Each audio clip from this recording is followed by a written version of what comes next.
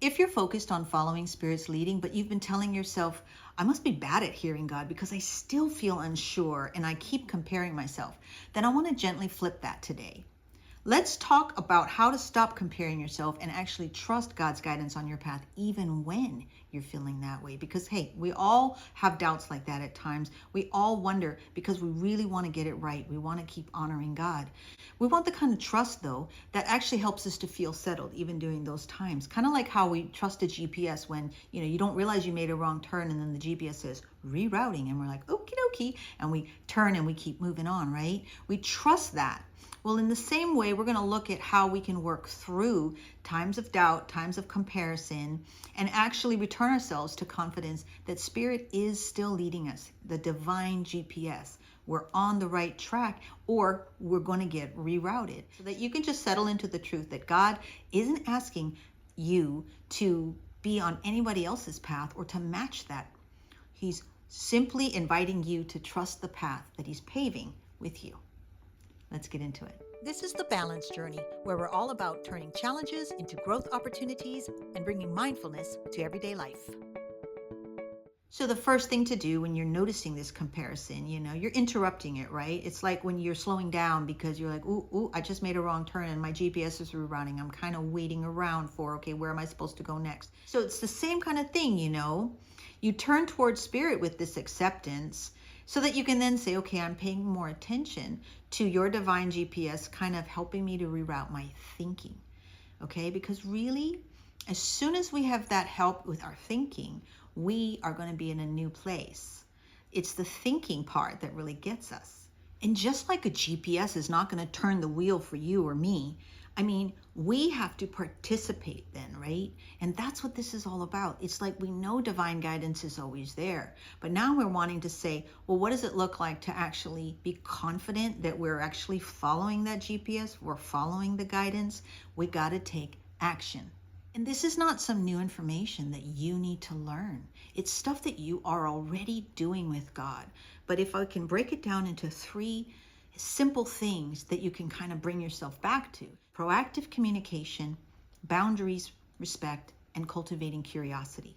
So when you're trying to pave your path with action, now you're saying, okay, proactive communication, that's right, I have to bring this to God. You've got to bring any of these doubts, thoughts, comparisons. It's okay. Bring it to God. Bring it in this proactive way that says, oh, as soon as I interrupted that comparison, as soon as I caught myself, I stopped blaming myself for it and simply said, oh, let me do something with this. Let me bring it to God in a proactive way. So you're talking to Spirit, whether it's out loud, in prayer, in your mind. You're just saying, oh, I'm not sure about this, or this is really bothering me. Please help me with whatever perspective you need help with, so that I can see it in a way that doesn't make me feel less than.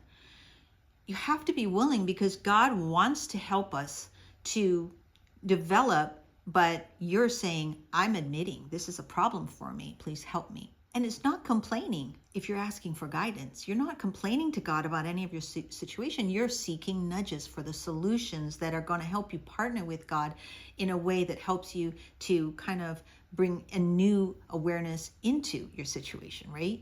And that proactive communication will obviously then kind of ripple out in life, in how you then move forward with certain situations that maybe you need to address. All because you started by saying, I interrupted that comparison, I interrupted my self-doubt, and I brought it to God first. And the next thing that we can layer into that is really boundaries, respect. This is another action that we take when we're feeling doubt and self-comparison, because we're wanting to follow God's guidance, and yet we're not too sure, we're not confident that we're really on the right track. As you practice following God's guidance, you're going to see where you possibly need to honor boundaries. Particularly, you might need to place boundaries on yourself, on the way you think, on the way you constantly give, all in this chasing validation. Whatever your scenario is, when you're honest with yourself and you're saying, what kind of boundaries am I maybe not holding? So boundaries will always be to maintain your own balance, to find ways that say, how do I bring myself back to center so that I can feel like I am being guided and led, and that I can stay on my path without this constant doubt, without constantly feeling like I'm being pulled. And remember that every boundary that you honor is another way of just saying, my walk with God matters. My energy matters, and my path is holy. It is mine, and only I can protect and nurture it. And so any little boundary, it doesn't have to hurt anyone else. It simply has to help you to stay centered and balanced for yourself. And another way to deepen your confidence in God's guidance is to develop a curiosity, an openness of heart and mind that says, I'm going to bloom right here where I'm planted. That kind of curiosity, because you're asking, what does balance look like now? Not, why isn't this different? Because growth happens in this exact moment. Always, that is where the potential is for you and for me. So wherever your feet are planted, that's the bloom where you're planted kind of curiosity that you want to develop. It's not in anybody else's circumstances. So even though you catch yourself comparing, you bring yourself right back and you say, this is me, not outside of whatever I'm struggling with, relationship issues and health problems. It's in these experiences. That's where my growth happens. That's where I deepen an authentic confidence in God's guidance.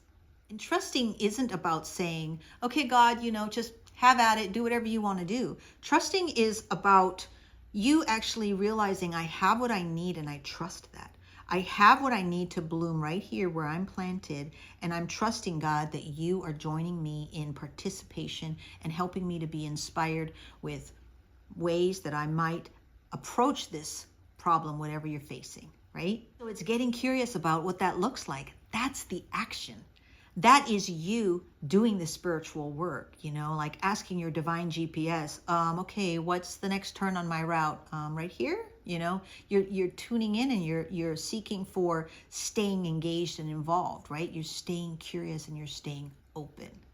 So those are the 3 disciplined actions that I really think we can bring ourselves back to when we do catch ourselves and interrupt our comparison thoughts, and we say, no, I'm not going to blame and shame myself for that. I instead am going to choose, what do I do now that I've interrupted it and I've asked for Spirit to help me? We can say, okay, I will do these actions. I will proactively communicate with you, God. I will focus on where boundaries are possibly needed and really respect that for myself finally. And I will develop a curiosity, just an openness of my mind and my heart, so that I'll stay engaged and I'll keep saying, okay, what does it look like now? How can I keep moving forward now? Just the same way that the GPS reroutes us when we miss a turn and we turn the wheel, we keep going on our route. We are participating with the divine GPS, with the Spirit that is within each of us. We're continuously making adjustments as we go. So you don't have to have it all figured out. Your path doesn't have to look like someone else's. It really can't. You accept that if you do have comparison and doubt, it's normal. It's okay. Just let it be that cue. Turn myself back to God, interrupt that comparison and doubt, and do something different with it. Take some action. So God's guidance in you and me is probably not going to be a big dramatic sign.